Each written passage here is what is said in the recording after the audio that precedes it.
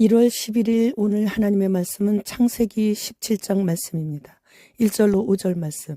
아브라함이 99세 때 여호와께서 아브라함에게 나타나서 그에게 이르시되 나는 전능한 하나님이라. 너는 내 앞에서 행하여 완전하라. 내가 내 언약을 나와 너 사이에 두어 너를 크게 번성하게 하리라 하시니 아브라함이 엎드렸더니 하나님이 또 크게 말씀하여 이르시되 보라, 내 언약이 너와 함께 있으니 너는 여러 민족의 아버지가 될지라. 이제 후로는 네 이름을 아브라함이라 하지 아니하고 아브라함이라 하리니 이는 내가 너를 여러 민족의 아버지가 되게 함이니라. 본문은 존귀한 아버지라는 뜻의 아브라함의 이름을 여러 민족의 아버지라는 이름인 아브라함으로 바꿔주시고 크게 번성케 하게 해주신다는 그런 말씀이에요. 아브라함이 하란을 떠난 지 24년, 하나님의 약속을 기다리다 지쳐 여종인 하갈을 취해 이스마엘을 낳은 지 13년째. 그동안 하나님께서는 기다리지 못하고 사라와 함께 하나님의 약속을 잊은 사람처럼 애굽 여종인 하갈을 통해 후사를 본 아브라함에게 그동안 침묵하셨었습니다.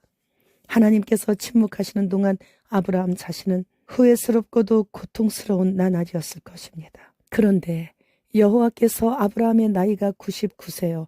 사라의 나이가 89세로서 두 사람 사이에서는 자녀를 본다는 것은 절대 불가능한 때에 찾아오셔서 아브라함에게 엄청나게 번성하게 될 자손과 가나안 땅에 대해 다시 확인시켜 주시면서 약속해 주시는 거예요. 17절 말씀. 아브라함이 엎드려 웃으며 마음속으로 이르되 100세 된 사람이 어찌 자식을 낳을까? 사라는 90세니 어찌 출산하리요 하고. 인간인 아브라함은 99세인 자신과 현재 89세인 사라를 통해서 자녀를 얻는다는 것만은 절대 불가능한 말씀이시지만 그래도 사라가 아들을 낳을 수 있다는 하나님의 말씀을 듣자 자신도 모르게 새어나온 미소인 속으로라도 잠시 동안이지만 웃을 수 있었습니다. 하나님은 절대 불가능한 일을 가능케 하시는 유일하신 분이시기에 우리 인간사에 함께 동행하시면서 간섭하여 주심으로 인해 이렇게 속으로뿐만 아니라 겉으로도 큰 소리로 웃을 수 있는 일들을 많이 행해 주시고 계시죠. 하나님과 아브라함이 맺은 언약의 특징은 하나님께서 이 언약을 일방적으로 주도하신다는 것이에요. 하나님께서는 아브라함에게 자신을 전능한 하나님으로 소개하셨는데 전능하다, 이 뜻은 충분하고 자족하고 강하다의 뜻으로서 절대적이고 우주적인 통치자를 나타내고 계십니다.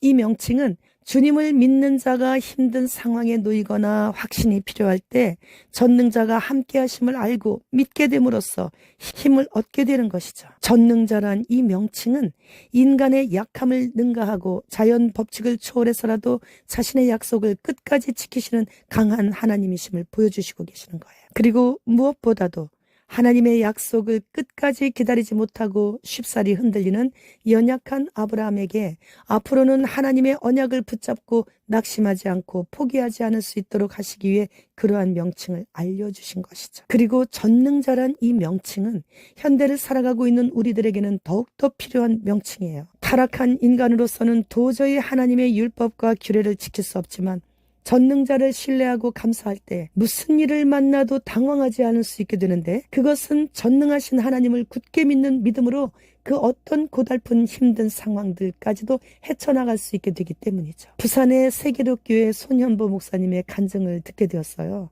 근데 이 목사님의 삶 자체가 전능자의 손에 의해 아름답게 가꾸어지게 되는 그런 삶이었어요. 이분이 신학대학교를 다닐 때 등록금부터 책값과 식사와 숙소까지 몽땅 다 절에서 다 책임지고 후원을 하셨더라고요. 존귀한 아버지 아브라함이 열국의 아버지인 아브라함이 된 것도 결코 자손을 생산할 능력이 완전 제로인 100세부터 시작하시는 전능자의 손으로 큰 민족을 만들어 내셨죠.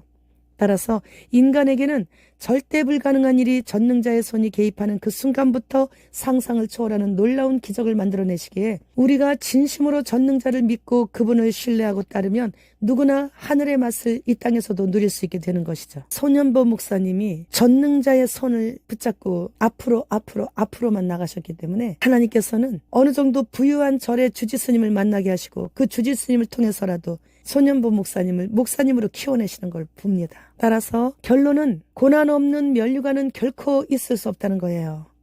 그러므로 인해 고난이 올 때 웃을 수 있을 정도가 되어야 전능자를 완전 신뢰하고 있다는 것이 증명이 되는 거죠. 우리가 믿음으로 구원을 받았어요.